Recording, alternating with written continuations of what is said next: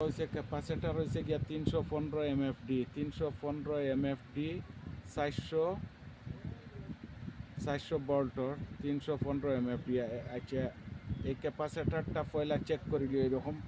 এই দেখো কারেন্টও আমি ঢুকাইতে আছি, এই দেখো কারেন্টও পুরো ঢুকাইতে আছি, কারেন্টও ঢুকাইছি। এখন দেখো এটা শর্ট করে নি, দেখছো নি শর্ট সাউন্ড দিছে, ক্যাপাসিটার ঠিক আছে।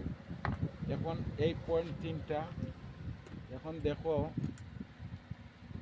মাল্টিমিটার লো, মাল্টিমিটার আপনার এই ডায়োড মুডও রাখো, সাউন্ডর মুডও রাখো, সাউন্ডর মুডও রাখি। এই দেখো মাল্টিমিটারে সাউন্ড করছে। এখন এই 3টা তার ভিতরে থেকে আইছে, 3টা তারের মাঝে এই লালটা হয়েছে গিয়ে কমন, গইছে স্টার্টিং, গইছে রানিং। এখন 3টা কয়েল ঠিক আছে নি, এইটার মধ্যে ধরিয়া এই দেখো এটা দেখাইতেছে নি, এটা কন্টিনিউটি দেখান না। এখন দেখো এইটা দেখায়নি, 2 নম্বর তারটা দেখো, এইটা দেখো 313 দেখাইছে, কিন্তু এইটা দেখাইছে না, তাহলে একটা লাইন শর্ট আছে। এখন ফ্যানটা খুলতে লাগবে, ফ্যানটা খুলিয়া দেখো পুরো দেখো, ফ্যানটা খুলিয়া এখন ফ্যানটা খোলার পরে ফ্যানের 3টা বডি নাট আছে, 3টা বডি নাট আছে, 1টা 2টা 3টা বডি নাট 3টা খুলতে লাগে। 3টা খোলার লগে লগে ফ্যানটা কয়েলটা বাইরে বার হয়ে যায়। বডি নাট কোনো সময় দেখো স্ক্রুড্রাইভারে এই দেখছো নি, একটা ধরে না আর একটা দিয়া ধরিলে খুলতে লাগে। এই 3টা নাট খুলে লিবার পড়ে, এই 3টা নাট খোলার লগে লগে ভিতর যে কয়েল যেটা এটা আইয়া দেখো বাহারে। এখন দেখো এই তারগুলা এইরকম রাখিয়া, এইরকম রাখিয়া এটা এখন বডিটা খুলতে হয়। বডিটা একটা স্ক্রু ড্রাইভার লইবা, তার একটা ফাঁক আছে, এই ফাঁক দিকে ঢুকাই যে হে খুলিয়া যাইব। স্ক্রু ড্রাইভারটা এইরকম সেফটা মুখটা বার করবা, বার করিয়া একটা খেজা মারবা। এই দেখো ফ্যানটা খুলতে আছে, পুরো ফ্যানটা খুলবো এখন। দেখতে 2 সাইডে যদি খুলে না, তাহলে এই সাইডে দিয়ে একটা স্ক্রু ড্রাইভার ঢুকাইবা। পুরা জাম আছে, পুরানা ফ্যান পুরা জাম আছে, জাম থাকলে এটা খুলবা। এইরকম খেজা মারলে বডিটা আলাদা হইয়া যাইব, আলাদা হইয়া যাইব বডিটা। এখন এটা পুরা জাম আছে, বডিটা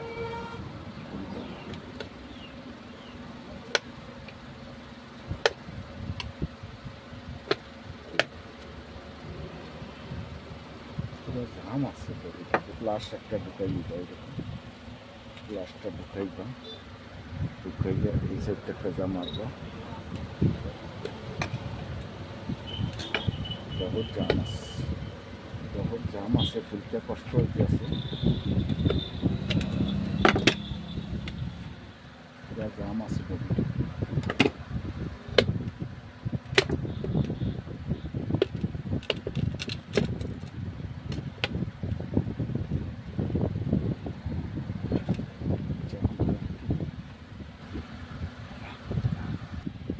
ও দেখো ভিতর তারটা চলে গেছে, তার 3টা চেঞ্জ করতে লাগবো।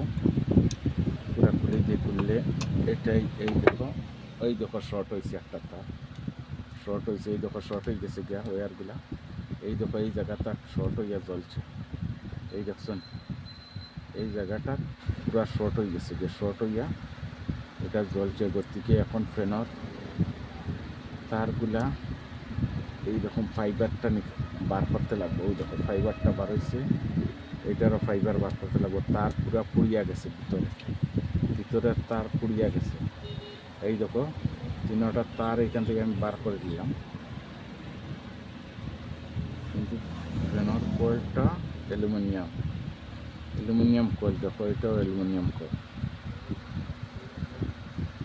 ফ্যানের কয়েলটা অ্যালুমিনিয়াম। এই দেখো এটার মুখ বার করতে আসি, তুমি দেখিও কাজটা কীরকম করতে আসি, এটা চাইতে থাকি। এই দেখো 2টা, এটা হয়েছে গিয়ে স্টার্টিং কয়েল, এটা হয়েছে গিয়ে রানিং কয়েল, আর এটা হয়েছে গিয়ে কমন কয়েল। কমন কয়েলের মধ্যে এই দেখেন কমন কয়েলটা কী হয়েছে,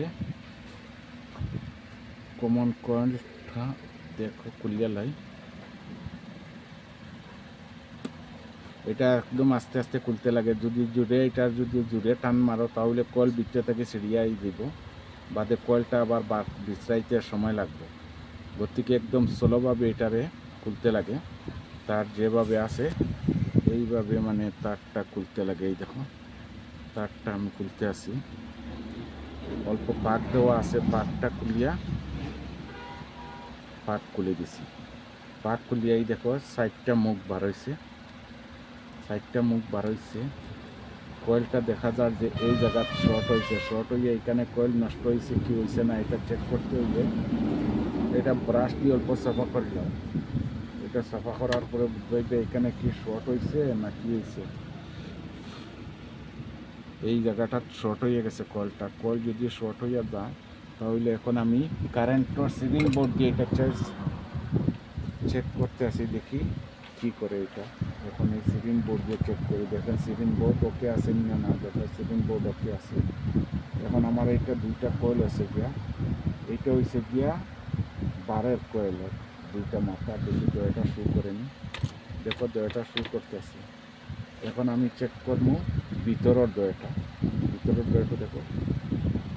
দেখো শু করতে আছে না, এইখানে শর্ট হয়ে গেছে দেখছো, এইখান থেকে এই দেখছেন এখানে শর্ট হয়ে গেছে। এইটা দেখছেন এই জায়গা শর্ট হয়ে ডিসকানেক্ট হয়ে গেছে গিয়া, এই জায়গাটা সোল্ডারিং করতে লাগবে ওই করে।